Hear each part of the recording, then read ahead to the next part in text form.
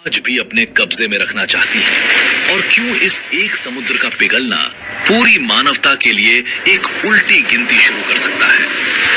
तो सबसे पहले बात करते हैं साइज की, क्योंकि जब आप पहली बार आर्कटिक महासागर का नक्शा देखते हैं तो लगता है ये तो छोटा है, लेकिन ये सिर्फ नक्शे का धोखा है। आर्कटिक महासागर का कुल क्षेत्रफल है 1,40,60,000 वर्ग किलोमीटर। इसे ऐसे समझो, पूरा रूस जो दुनिया का सबसे बड़ा देश है, उसका क्षेत्रफल है 1,71,00,000 स्क्वायर किलोमीटर। यानी आर्कटिक महासागर रूस के लगभग बराबर है। और ये पांचों महासागरों में सबसे छोटा जरूर है, लेकिन सबसे ज्यादा रहस्यमय भी यही है। इसकी औसत गहराई है 1,038 मीटर, लेकिन इसका सबसे गहरा बिंदु, जिसे कहते हैं मोलॉय डीप, वहां गहराई है 5,550 मीटर, यानी 5.5 किलोमीटर नीचे। और उस अंधेरे में क्या है, ये आज भी पूरी तरह नहीं जाना गया। अब एक और बात जो शायद आपने कभी नहीं सुनी, आर्कटिक महासागर साल के ज्यादातर हिस्से में बर्फ से ढका रहता है। सर्दियों में ये बर्फ की चादर इतनी बड़ी हो जाती है कि इसका क्षेत्रफल पूरे 1,40,00,000 वर्ग किलोमीटर तक फैल जाता है। और गर्मियों में ये सिकुड़कर लगभग 70 लाख वर्ग किलोमीटर रह जाती है। लेकिन अब ये बर्फ पिघल रही है, तेजी से, बहुत तेजी से। और यहीं से शुरू होती है असली कहानी। साल था 2007। वैज्ञानिकों ने सैटेलाइट से देखा और उनकी आंखें फटी की फटी रह गईं। आर्कटिक की बर्फ उस साल इतनी पिघल गई जितनी पिछले 30 साल के किसी भी रिकॉर्ड में नहीं थी। सी आइस का मिनिमम एरिया उस साल गिरकर आया सिर्फ 41 लाख स्क्वायर किलोमीटर पर। यह पिछले रिकॉर्ड से 23% कम था। सोचो, 23% एक साल में। लेकिन फिर आया 2012 और 2007 का रिकॉर्ड टूट गया।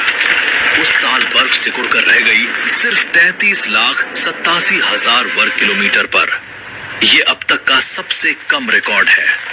वैज्ञानिक हैरान थे, डरे हुए थे, क्योंकि उनके मॉडल्स ने यह प्रेडिक्ट किया था कि यह होगा,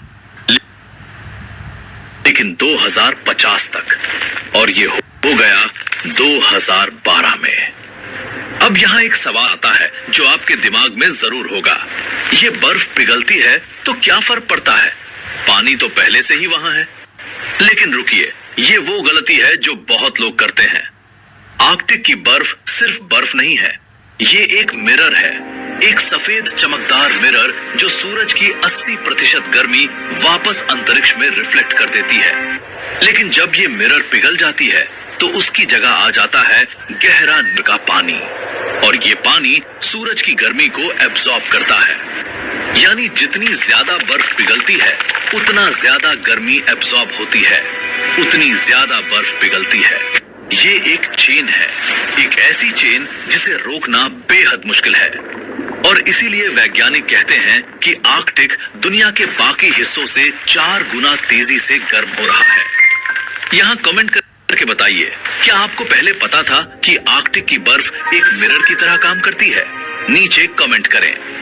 अब बात करते हैं उस चीज की जो इस सब को और भी ज्यादा इंटरेस्टिंग बना देती है।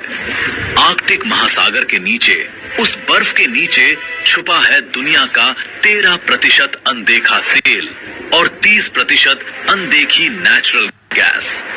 अमेरिका, रूस, कनाडा, नॉर्वे, डेनमार्क, पांचों देश इस खजाने पर अपना दावा ठोक रहे हैं। और जैसे जैसे बर्फ पिघल रही है, ये खजाना एक्सेसिबल होता जा रहा है।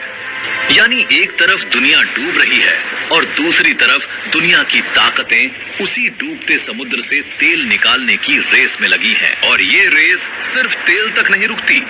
जब आर्कटिक की बर्फ पिघलती है तो एक और चीज खुलती है, शिपिंग रूट्स। अभी दुनिया का ज्यादातर समुद्री व्यापार होता है सुएज कनाल से। एशिया से यूरोप तक का रास्ता है लगभग 20,000 किलोमीटर। लेकिन अगर आर्कटिक का रास्ता खुल जाए, जिसे कहते हैं नॉर्दर्न सी रूट, तो यही दूरी घट जाती है 7,000 किलोमीटर तक। यानी किलोमीटर कम, हजारों टन फ्यूल कम और अरबों डॉलर की बचत।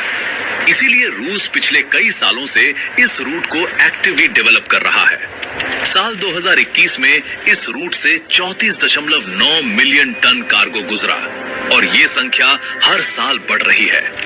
लेकिन यहाँ एक ट्विस्ट है और ये ट्विस्ट बहुत जरूरी है समझना। नॉर्दर्न सी रूट खुलना, क्या ये अच्छा है या बुरा? एक तरफ व्यापार सस्ता होगा, लेकिन दूसरी तरफ इस रूट से जितने ज्यादा जहाज गुजरेंगे उतना ज्यादा पोल्यूशन होगा, उतनी ज्यादा बर्फ पिघलेगी। यानी हम जिस रास्ते को खोलने के लिए खुश हो रहे हैं, वही रास्ता उस दरवाजे को और तेजी से बंद कर देगा जिससे ये पृथ्वी सांस लेती है। अब बात करते हैं उन घटनाओं की जो आर्कटिक में हुई और जिन्होंने पूरी दुनिया को हिला कर रख दिया। पहली घटना साल 2000, एक रशियन न्यूक्लियर सबमरीन जिसका नाम था कुर्स्क। ये पनडुब्बी आर्कटिक के पास बैरेंट सी में एक्सरसाइज कर रही थी। 12 अगस्त 2000 को अचानक एक धमाका हुआ, फिर दूसरा धमाका, इतना जोरदार कि नॉर्वे और अलास्का तक के सिस्मिक स्टेशनों ने इसे रिकॉर्ड किया। कुर्स्क समुद्र की तलहटी में जा गिरी। अंदर थे 118 सेलर। रूस ने शुरू में मदद लेने से इनकार किया। नॉर्वे और रेटन ने रेस्क्यू के लिए हाथ बढ़ाया, लेकिन तब तक 5 दिन